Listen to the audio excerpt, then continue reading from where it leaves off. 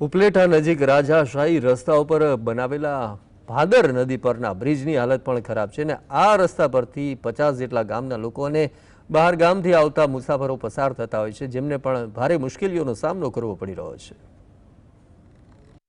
રાજકોટ જિલ્લાના ઉપલેટાના પાટણવાવ રોડ પર આવેલો ભાદર નદીનો પુલ અને તેના પરનો રસ્તો અત્યંત જોખમી અને જર્જરિત હાલતમાં છે।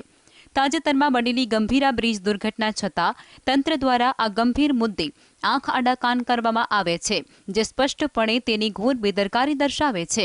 અહીં બે અલગ અલગ પુલ આવેલા છે। એક રાજાશાહી વખતનો જૂનો પુલ હજુ પણ અડીખમ છે, જ્યારે બાજુમાં 10 વર્ષ પહેલા જ બનાવેલો આ નવો પુલની હાલત અત્યારે ખરાબ છે। નવા બ્રિજના પાયાની જમીન સરકી ગઈ છે અને અંદાજિત 5 થી 6 ફૂટ પાયા બહાર આવી ગયા છે, જે કોઈપણ સમયે મોટી દુર્ઘટના સર્જી શકે છે। આના પરથી તંત્ર દ્વારા થયેલી ભ્રષ્ટાચાર ભરી કામગીરી સ્પષ્ટ દેખાય છે। આ 45 થી 50 ગામને જોડતો પુલ છે। વંથલી, માણાવદર અને ભીમોરાનું અમારું ઉપલેટા તાલુકાનું છેલ્લું ગામ છે। આ બધા ગામડાઓને અમારા કાયમ આ રસ્તે એક જ રસ્તો છે અમારા માટે નીકળવા માટે। તો આ રસ્તાની હાલત તો બહુ ગંભીર છે। આ 2 વર્ષ પહેલા પુલ બનેલો છે। 2 વર્ષ પહેલા પુલ નથી, ડામરની કોઈ જોગવાઈ છે આમાં કઈ કે નથી, કે પાણીનો નિકાલ છે આ પુલની અંદર, આ નવા પુલની અંદર। રસ્તાની ખરાબ હાલત અને પુલ નીચેની ખસી ગયેલી જમીન તથા ધોવાણ સહિતની બાબતો પુલ બન્યા ત્યારથી જ ચર્ચામાં છે। છેલ્લા 2-3 વર્ષથી આ પુલ પરના રસ્તાની હાલત તો ખરાબ હતી જ, પરંતુ હવે પુલના પાયા પણ જોખમી છે। અહીંથી પસાર થતા ગ્રામજનો, શહેરીજનો અને મુસાફરો આ પુલની હાલતથી ત્રસ્ત છે। 50 થી 60 જેટલા ગામોને જોડતો આ એકમાત્ર રસ્તો અને તેના પરથી જોખમી પુલ ગમે ત્યારે કોઈનો જીવ લઈ શકે છે।